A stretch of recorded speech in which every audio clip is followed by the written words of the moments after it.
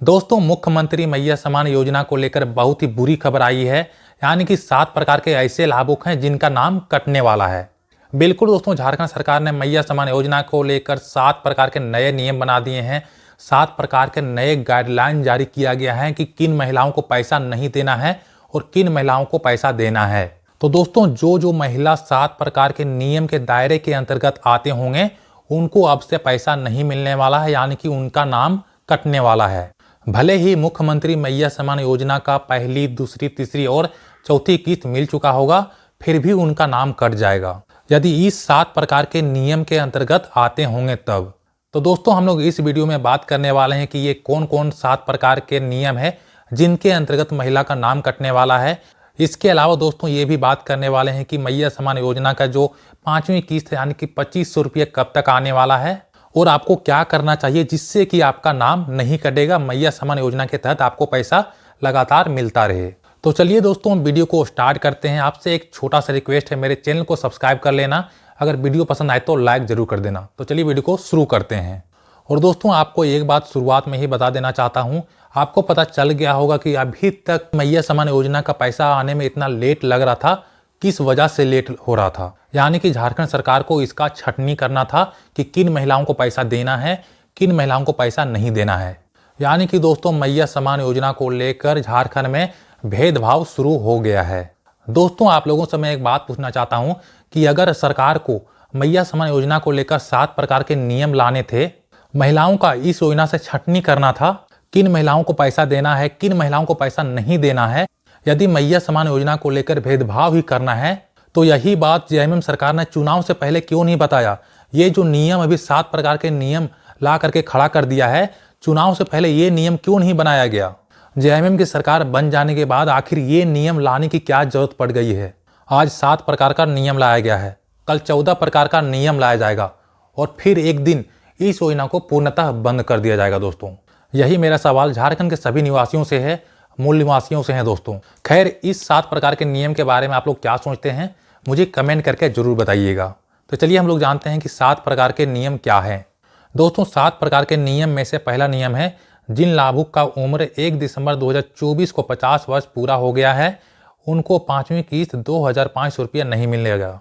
तो बिल्कुल दोस्तों, जिनका उम्र 50 वर्ष पूरा हो गया है, कब तक, यानी कि 1 दिसंबर 2024 तक उनका 50 वर्ष पूरा हो गया है, उनको इसके अंतर्गत 2500 रुपया नहीं मिलने वाला है। तो उनको क्या मिलेगा, आगे उनके लिए क्या अवसर है, तो उनको वृद्धा पेंशन मिलने वाला है। तो फिलहाल के लिए जिनका उम्र 50 वर्ष पूरा हो गया है, उनको फिलहाल के लिए 1000 रुपया दिया जाता है। लेकिन बहुत ही जल्द इसके तहत, यानी कि वृद्धा पेंशन के तहत 2500 रुपया उनको भी दिया जाएगा। दोस्तों, ये सरकार की तरफ से घोषणा हो गया है कि वृद्धा पेंशन के रूप में फिलहाल के लिए 1000 रुपया दिया जाता है, लेकिन बहुत ही जल्द उनको 2500 रुपया दिया जाएगा वृद्धा पेंशन के अंतर्गत। तो दोस्तों, ये एक तरह से ये नियम जो लाया गया है एक तरह से बढ़िया ही है, क्योंकि 18 से 50 वर्ष के बीच में सभी को 2500 रुपया दिया जाएगा और जिनका उम्र 50 वर्ष से ज़्यादा है उनको वृद्धा पेंशन दिया जाएगा। लेकिन फिलहाल के लिए 1000 रुपया ही राशि दिया जा रहा है, लेकिन बहुत ही जल्द इसको 1000 रुपया से बढ़ा करके 2500 रुपया दिया जाएगा। दूसरा नियम है, कोई रोजगार से जुड़े हैं और प्रतिमाह सैलरी मिल रहा है।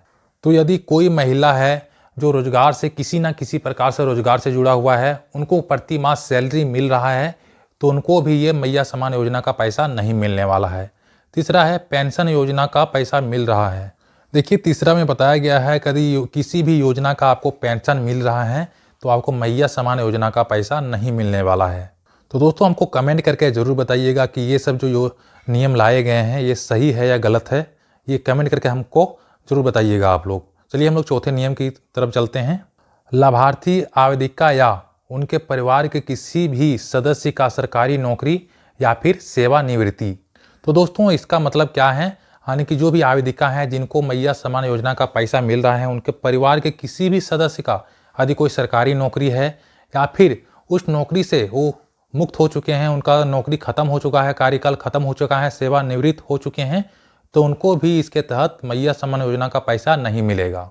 दोस्तों, यहाँ पर मैं एक बात बताना चाहता हूँ कि एक बात यहाँ पर समझ में आता है कि यदि वो महिला हैं, उनके पति का यदि सरकारी जॉब है या फिर वो सरकारी जॉब से सेवानिवृत्त हो चुके हैं, तब तो यहाँ थोड़ा सा समझ में आता है। लेकिन यहाँ पर एक बात का ध्यान दीजिएगा आप लोग, परिवार के किसी भी सदस्य, यानी कि परिवार का कोई भी सदस्य किसी भी जॉब में है, सरकारी जॉब में है, सेवानिवृत्त हो चुके हैं, फिर भी उनको पैसा नहीं मिलेगा। ये बात मेरे को समझ में नहीं आया भाइयों, आप लोग बताइएगा मुझे।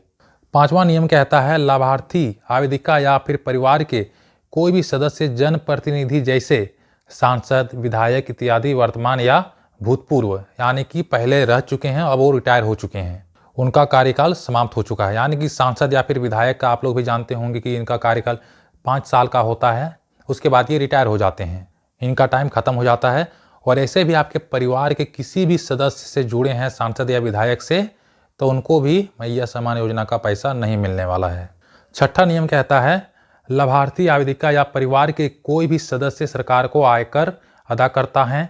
7वां नियम कहता है ईपीएफ धारी महिला। तो दोस्तों आपको पता ही होगा कि ईपीएफ पीएफ का ही एक रूप होता है। तो यहाँ पर स्पष्ट कर दिया गया है कि जो भी ईपीएफ धारी महिला है उनको भी ये मैया सम्मान योजना का पैसा नहीं मिलेगा। और 6ठे नंबर में बताया गया है कि जो भी महिला या फिर महिला के परिवार के कोई भी सदस्य यदि आयकर दाता हैं तो उनको भी ये पैसा नहीं मिलेगा। यानी कि सरकार को आय देता है, ऋण देता है मंथली या फिर सालाना, तो उनको ये पैसा नहीं मिलने वाला है। तो एक तरह से ये ठीक ठाक ही है, क्योंकि उनके पास इतना सारा पैसा है कि सरकार को टैक्स भरने की ज़रूरत है, तो उनके पास बहुत सारा पैसा होता है, तो उनको इस योजना का लाभ लेने की आवश्यकता ही नहीं है। तो दोस्तों इन 7 नियम के बारे में आप लोग क्या सोचते हैं, मुझे कमेंट करके ज़रूर बताइएगा। अब चलिए हम लोग बात करते हैं कि मैया सम्मान योजना की जो 5वीं किस्त है वो कब तक आने वाली है।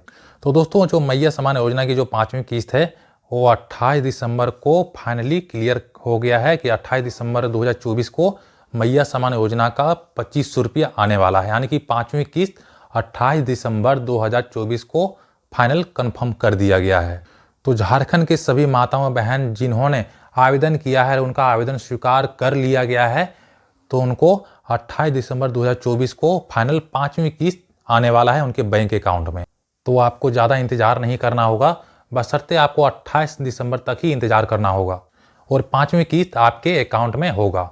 तो दोस्तों मैया सम्मान योजना को लेकर झारखंड सरकार द्वारा 7 नए नियम लाए गए हैं, जिनको मैंने एक्सप्लेन करने का प्रयास किया है। उम्मीद है आपको पसंद आया होगा। मिलते हैं अगले वीडियो में। जय हिंद, वंदे मातरम।